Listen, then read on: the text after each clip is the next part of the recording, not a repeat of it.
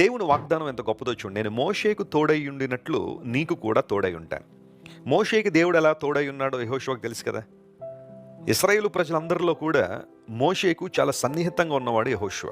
ఆయా సందర్భాల్లో మోషే దేవునితో ఎలా సంభాషించాడో, లేదా ఎలా దేవునిలో కొనసాగాడో, దేవుని మార్గములు ఎలా తెలుసుకున్నాడో చాలా సునిశ్చితంగా పరిశీలన చేసిన వ్యక్తి యెహోషువ. నూను కుమారుడైన యెహోషువ అని లేఖనాల్లో మనం చూస్తున్నాం. యెహోషువ ఎప్పుడైతే ఇశ్రాయేలు ప్రజలకి కెప్టెన్గా నియమించబడ్డాడో, దేవుని ద్వారా నియమించబడ్డాడో, దేవుడు తన వాగ్దానాల ద్వారా తను బలపరిచారు. కారణం ఏంటి అంటే, అప్పటి వరకు ఇశ్రాయేలు ప్రజలను కనాను దేశం వైపుగా నడిపించిన మోషే యోర్దాను ప్రాంతంలోని పిస్గా అనే ఆ కొండ దగ్గర, మౌంట్ నెబో అంటాం కదా, అక్కడ తన ప్రాణాన్ని వదిలేశాడు. అక్కడే మోషే చనిపోయాడు, మృతునొందాడు. అయితే మోషే చనిపోయిన తర్వాత దేవుని ప్రణాళికలు ఆగిపోలేదు. దేవుని ప్రణాళికలను దేవుడు తను ఏర్పరచుకున్న వ్యక్తుల ద్వారా కొనసాగింప చేస్తుంటాడు.